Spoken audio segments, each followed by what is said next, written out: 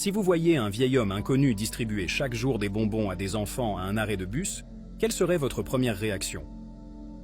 Un jour, ma fille est rentrée à la maison avec un bonbon à la main.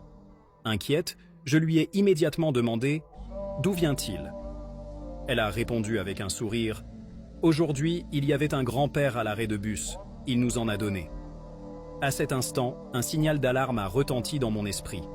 Le lendemain matin, je l'ai accompagné délibérément.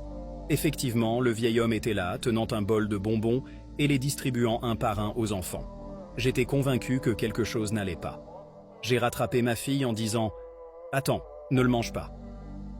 J'ai pris le bonbon et l'ai examiné minutieusement, cherchant la moindre anomalie, tandis que l'homme se contentait de me sourire.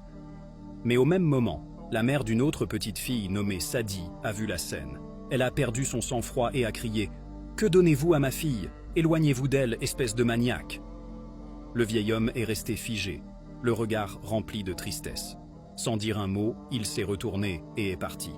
J'étais perplexe, mais je n'y ai pas accordé plus d'importance. Pourtant, le jour suivant, il est revenu. Cette fois, la mère de Sadie a totalement explosé et a appelé la police, l'accusant de harcèlement. La police est arrivée rapidement, l'a plaqué au sol et lui a passé les menottes. Mais il ne cessait de répéter une seule phrase. « Je les protège ». À ce moment-là, j'ai commencé à douter. Que voulait vraiment cet homme?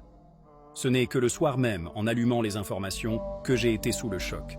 Le reportage annonçait qu'il était décédé d'une crise cardiaque soudaine après son transfert à l'hôpital. Mais tout le monde l'appelait le héros local. On a appris que, des années auparavant, sa propre fille avait été percutée et tuée par une voiture à ce même arrêt de bus parce qu'elle se tenait trop près de la route. Depuis ce jour, il venait chaque matin avec les bonbons préférés de sa fille pour attirer les enfants et les garder regroupés loin du bord du trottoir, simplement pour les protéger du danger de la route. Il s'est avéré qu'il n'avait jamais été un danger. Il était simplement un père qui essayait de toutes ses forces d'empêcher que la tragédie ne se répète avec d'autres enfants.